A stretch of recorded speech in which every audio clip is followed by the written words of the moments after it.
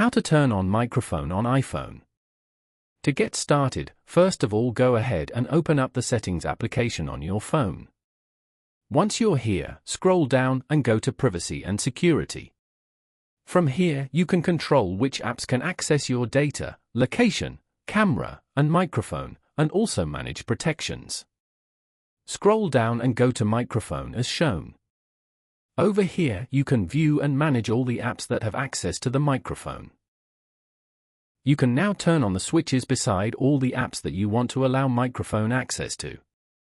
For example, Facebook, Instagram, and more. Doing this, you get more control over your experience with the device.